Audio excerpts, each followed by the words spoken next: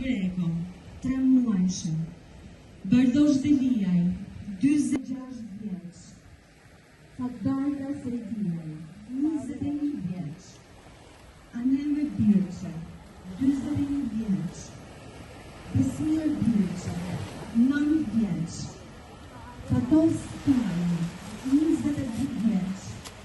Peteri Sani, 28 vjeç. Robert, 10 vjeç. Anastas Merkuri, 30 vjeç. Jundita Demiri, 12 vjeç. Bektash Tahiri, 47 vjeç. Andi Aliaj, 17 vjeç. Zini Muçaj, 27.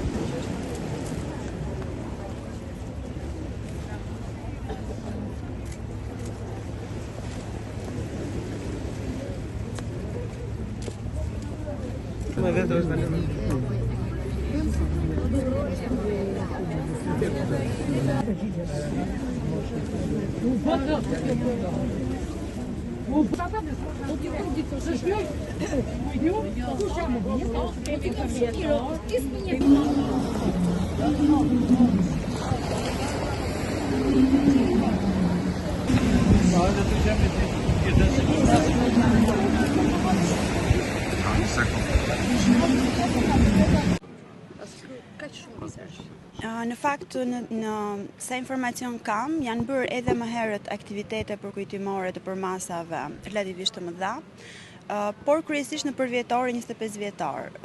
Normalisht unë mendoj që kjo është një ngjarje që qytetit i dhem, dhe që mendoj me të vërtet që harresa dhem më shumë ndonjëherë se sa vendngjarje që pashmangshmërisht tashmë ka ndodhur.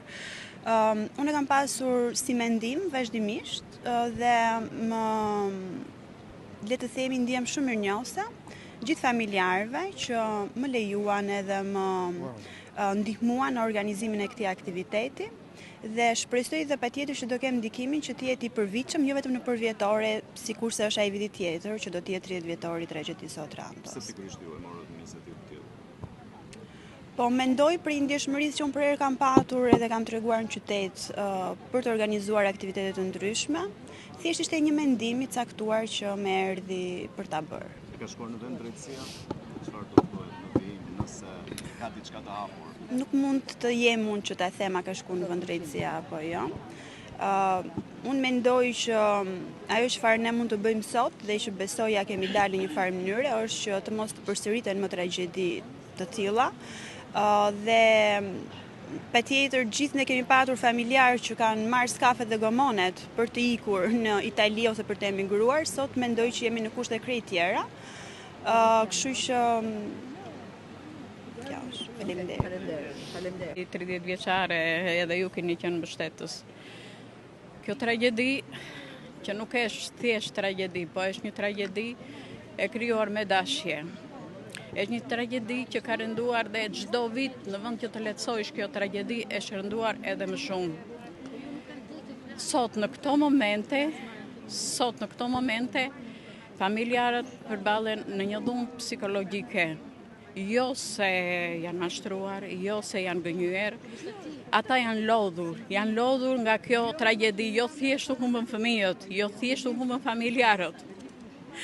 Por vendimi i gjykatës italiane ka qenë i padrejtë, i ka goditur dhe njëherë. Është e pashmangshme të thuash të gjendet trupi dhe fëmia 6 muajsh siç ka ndodhur me vajzën e Dilavis Sherifaj dhe të thotë gjykata nuk ka prova, nuk është viktime kësaj tragjedie. Këto viktima kanë dalë në 14 nëntor dhe prerë në Vareza. Çfarë keni bërë në këto vite? Në këto vite, të lutem kur të vira nga Italia fizikisht. Pastaj. Gjithë këto vite, pasi në jetë fiku. Në Itali. I kam marrë në telefon gjatë gjithë kohës dhe në fund kur mori lekët e saj që kishte vënë dhe kushëri dhe pat burrit për të marrë para. mbylli telefonin, edhe nuk përgjigjej më në telefon.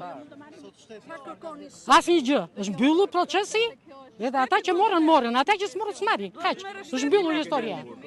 Vllai dhe nusën e vllai. Bardor dhe burbuqe dhe lire.